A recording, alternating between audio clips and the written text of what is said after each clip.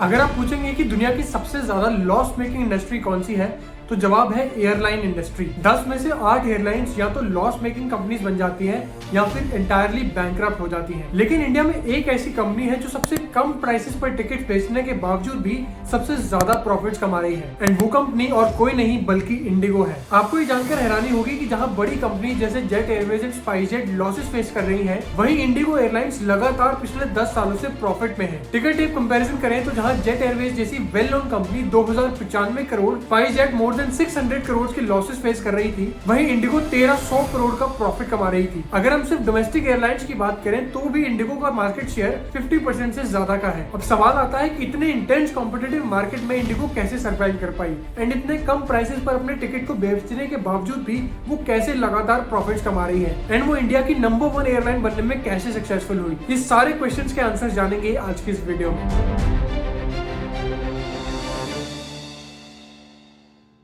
Indigo की शुरुआत 2006 में हुई थी, जिसके फाउंडर्स थे राकेश गंगवाल एंड राहुल भाटिया। राहुल भाटिया दिल्ली की एक बिजनेस फैमिली से बिलोंग करते थे, एंड इन्होंने अपनी पढ़ाई कनाडा में पूरी करी, एंड ईयर 1984 में अपनी इलेक्ट्रिकल इंजीनियरिंग की डिग्री लेकर इंडिया लौट आए। अपने फादर की डेथ के बाद इन्होंने अपने फैमिली बिजनेस की जिम्मेदारी अपने कंधों पर ले ली, एंड आगे चलकर अपने बिजनेस को एक्सपैंड करते हुए इन्होंने गैलीलियो इंटरनेशनल एयरवेज की एक फ्रेंचाइजी भी अपने नाम कर ली। राहुल भाटिया के एक खास दोस्त थे राकेश गंगवाल, जो की यूएस के सिटीजन भी थे, and United airlines and US Airways जैसी बड़ी बड़ी कंपनीज के साथ काम भी कर चुके थे। राहुल ने राकेश के साथ मिलकर एक जॉइंट वेंचर एयरलाइन शुरू करने के बारे में सोचा। ये उन दिनों की बात है जब इंडिया में SpiceJet, Kingfisher and jet Airways की पॉपुलैरिटी बहुत तेजी से बढ़ रही थी, लेकिन साथ ही साथ इन एयरलाइंस को बहुत सारी दिक्कतों का भी सामना करना पड़ रहा था। एंड मार्केट में चलती इन्हीं दिक्कतों के कारण पहले तो राकेश गंगवाल इस आइडिया से दूर ही रहे, बट इवेंचुअली उन्होंने इस आइडिया के लिए एग्री कर दिया, एंड फिर इन दोनों ने मिलकर इंटर ग्लोब एविएशन के नाम से एक नई कंपनी की शुरुआत की। इनकी इस नई कंपनी को एविएशन लाइसेंस तो 2004 में ही मिल गया था, बट ये अपनी फ्लाइट्स 2006 तक नहीं भर पाए। उस वक्त फ्यूल के प्राइसेस भी आसमान छू रहे थे,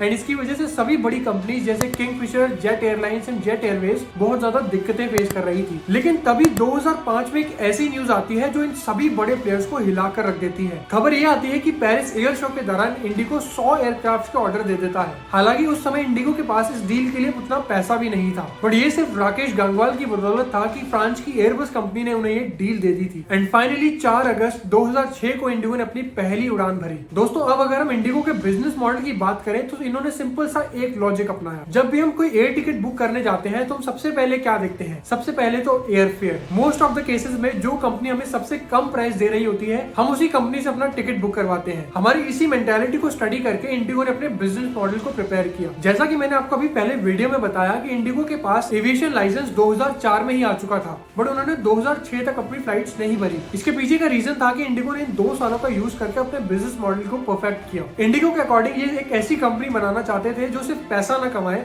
बल्कि बेस्ट ट्रैवल एक्सपीरियंस भी प्रोवाइड कराए, एंड इसी के चलते इन्होंने अपने मॉडल को एक मनी मेकिंग माइंडसेट से नहीं बल्कि कस्टमर फोकस माइंडसेट से चलाया। अब अगर हम एयरलाइन इंडस्ट्री की बात करें तो मेनली कस्टमर्स को 3 चीजें चाहिए होती हैं। सबसे पहला तो सबसे कम एयरफेयर, दूसरा ऑन टाइम ट्रैवलिंग, एंड तीसरा हैसल फ्री एक्सपीरियंस। अब इन्हीं 3 पॉइंट्स को इंडिगो ने अपने दिमाग में रखकर अपना बिजनेस मॉडल प्रिपेयर किया। अब सबसे पहले अपने एयरफेयर को सबसे कम रखने के लिए इन्होंने sales and lease back model का इस्तेमाल किया, जिसमें इन्होंने बल्क में एयरक्राफ्ट को मैन्युफैक्चर करने का ऑर्डर दिया, जिसकी वजह से इन्हें पर एयरक्राफ्ट पर कुछ ना कुछ डिस्काउंट मिला, एंड इमीडिएटली इन्होंने इन एयरक्राफ्ट को लीजर कंपनीज को बेच दिया एट करंट मार्केट प्राइस। इसके बाद ही इन्हीं लीजर कंपनी से प्लेन्स लीज पर लेने लगते हैं। अब ये स्ट्रैटेजी इंडिगो के बिजनेस मॉडल के लिए सबसे ज्यादा सक्सेसफुल प्रूव हुई। अब इस स्ट्रैटेजी के अंदर सबसे पहले तो इंडिगो ने उन लीजर कंपनीज को प्लेन्स बेचकर प्रॉफिट कमाया। उसके बाद फिर उन कंपनी से अपने प्लेन्स को लीज पर लेकर इनको सबसे बड़ा फायदा तो ये हुआ कि इन्हें उनकी मेंटेनेंस कॉस्ट नहीं उठानी पड़ी। अब क्योंकि इनके प्लेन्स इनके पास अटक कर नहीं खड़े थे तो इनकी मेंटेनेंस कॉस्ट भी बहुत ज्यादा कम हो गई, जिसकी वजह से इंडिगो का बहुत सारा पैसा सेव हो गया। अब क्योंकि इंडिगो ने बहुत सारे नए एयरक्राफ्ट खरीदे थे तो इनकी मेंटेनेंस कॉस्ट तो कम थी ही,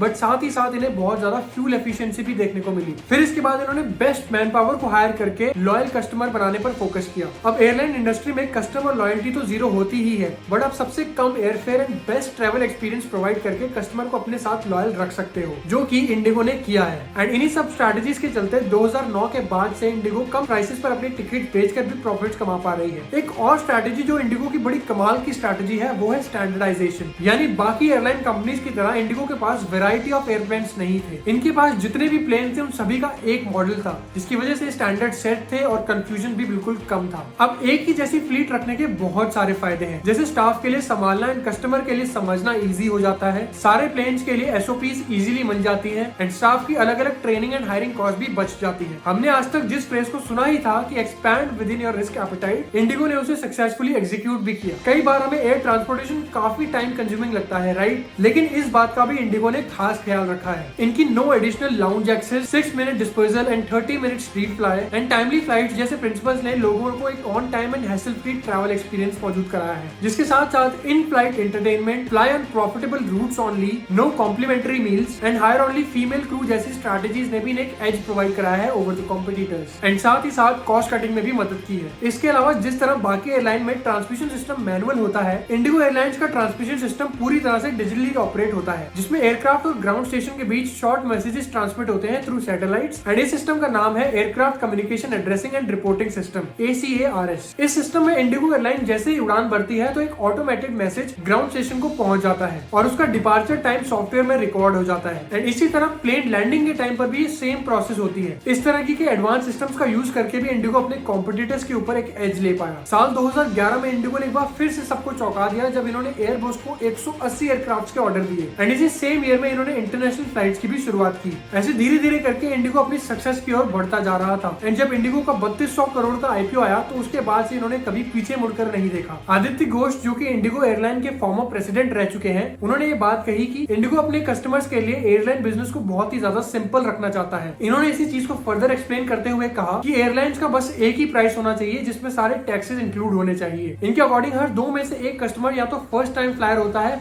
या बहुत रेयरली फ्लाइट्स अटेंड करता है, तो ये बहुत जरूरी हो जाता है कि अपने सिस्टम्स को ज्यादा से ज्यादा सिंप्लीफाइड रखें। इंडिगो ने इसी बात को प्रॉपर्ली समझा एंड इस सर्विस इंडस्ट्री में अपने कॉम्पिटिटर्स पर एक एज बनाकर रखी। तो इन बहुत सी सिंपल सी स्ट्रेटेजीज को यूज करके इंडिगो ने अपने सारे कॉम्पिटिटर्स को पीछे छोड़ दिया, इंडिया की नंबर 1 एयरलाइन बन गई।